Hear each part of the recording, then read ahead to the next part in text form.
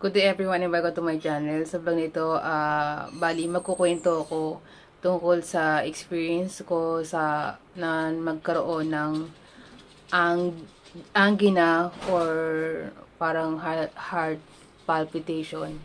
I-share ko sa inyo yung feeling. So, bali ikukwento ko na rin, bali matagal na akong merong high blood pressure. So, meron ako maintenance na gamot. Nag-maintenance ako. Yung Nepedi Denk 20. So, ayan ang maintenance ko. Ayan, ang aking, ayan.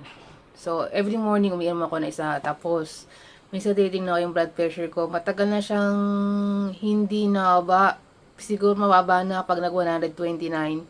Madalas 130 ang blood pressure ko. So, ayun. Pero bihira ako magtingin ng blood pressure. Pero alam ko, lagi ang mataas kasi. Parang nasanay na lang din ako. Ayan. So, tapos yung umaga, nainom ako ng isa. And then, sa gabi, hindi naman ko sakaling may makakaramdam lang ako. Ganun lang ginagawa kong routine. Pero hindi ako nagtitingin talaga. Hindi ko siya minomonitor lagi yung blood pressure ko. Hanggang sa bali ko kwento ko na sa inyo. Dati akong normal yung BP ko nung ako ay medyo bata-bata pa. Bata-bata pa. Mga 30 edad ko siguro. Lagi lang 120 pa ba. Normal yung blood pressure ko. So, nung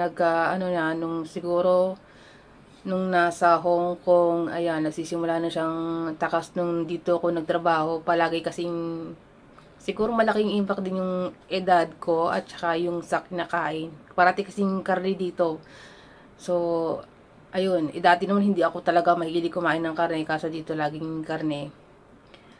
Ayan. So, tapos, alam ko naman na ang gamot, magandang parang gusto mong gumaling sa blood pressure mo is yung maganda nakakapahinga ka ng tanghali. Kunyari, syempre sa gabi tutulog tayo. Mas maganda na tuwing tanghali, mas mataas yung chance na bumaba yung blood pressure natin kung nakakapahinga ng tanghali. Kasi syempre, kung OFW ka, hindi mo hawak yung oras mo, may madalas puyat. So, ayun. So, puyat, saka sa pagkain, saka siguro sa edad ko na rin, kaya laging mataas yung BP ko. Ayan. Tapos, ang ginagawa ko, nung nakaraang buwan, tuwing alam ko na kung puyat ako, minsan 1 o'clock na ako nakakatulog.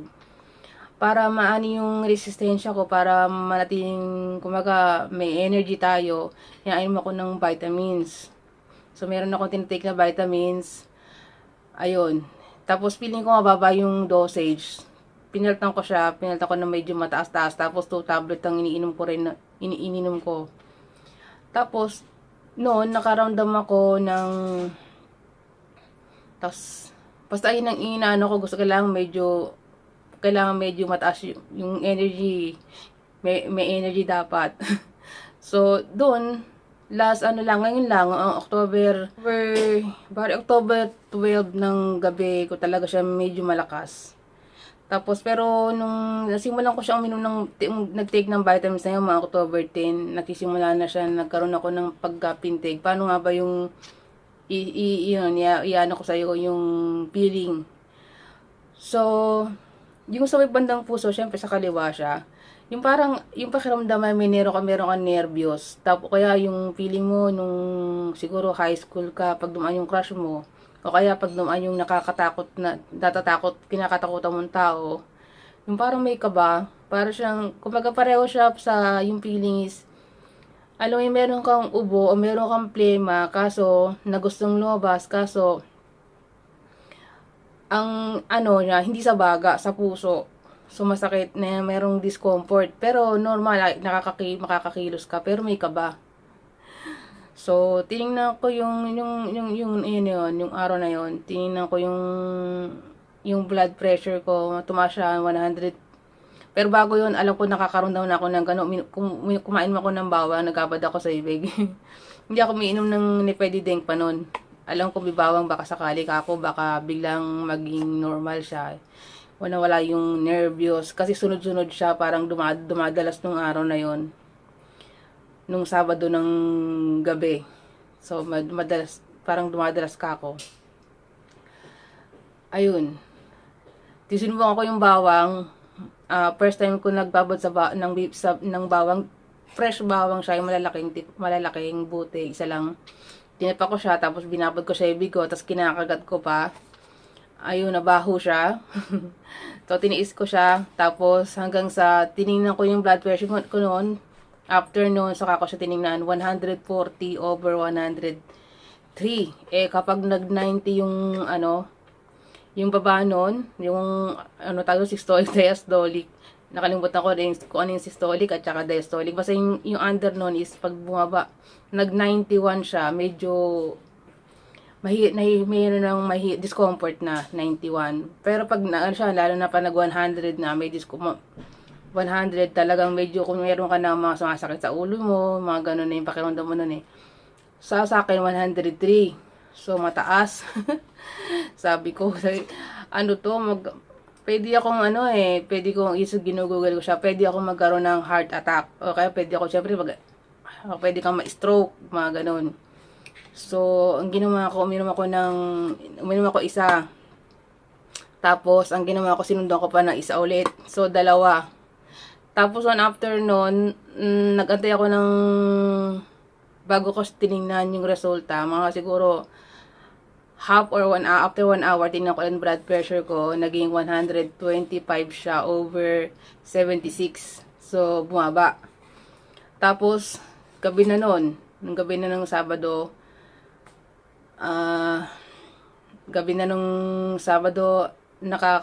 parang, syempre, bumaba na yung blood pressure ko kasi hindi ko pa natitingnan yung pang blood pressure kasi wala siya sa kwarto.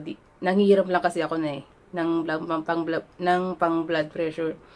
So, hindi ko alam kung dahil natatakot ba ako na baka hindi ako makatulog noon. Gusto ko makatulog ng ayos pero hindi ako makatulog. Tapos yung madaling araw, uminom ako ng paracetamol, and then nakatulog na rin ako. Yung ko na nangyari noon. Tapos the next day, meron konti na, merong mararamdaman ka pa rin na parang kaba, yung parang may nervyos. Yung biglang may mararamdaman ka na parang may tibok ng malakas sa ibandang puso mo. Ayun. Pero konti naman siya. Kumaga madalang, hindi ganun kasakit kesa nun. So, ayun.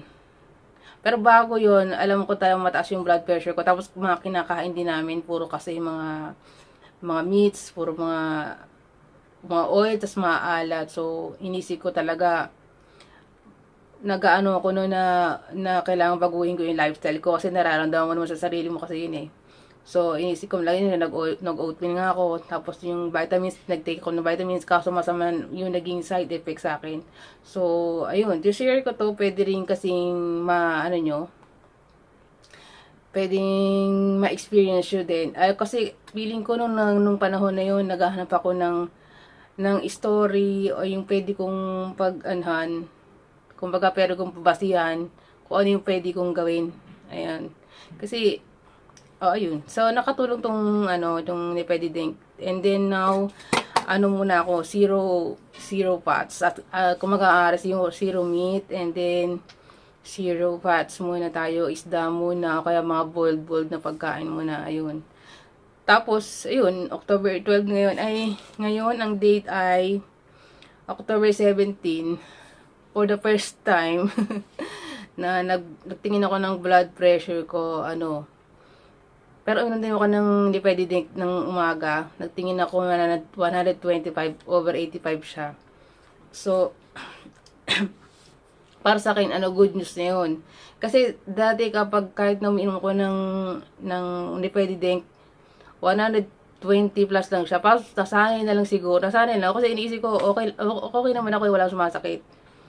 Natakot lang ako nung nakaraang linggo lang, talagang meron ka nang nararamdaman ng pagsikip sa dibdib.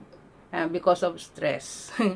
'Di ba? Lahat naman tao may stress, kaso syempre mas magandang pa rin yung aware ka, alam mo yung nangyayari sa sarili mo, o meron nga idea pa paano siya i-handle, 'di ba?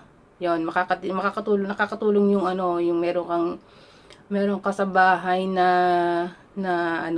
gamot para sa high blood pressure. Ayan. So, ayun, yun. Ayun, hopefully magtagumpay sa kumaga sa ginagawa ko ngayon, na mabababa siya, na hindi ko kailangan ng maintenance. Na hindi ko kakailangan ng maintenance. Ayun, sana tagumpay. Ayun. Bali, yan, sinishare ko na sa inyo para at least meron kayong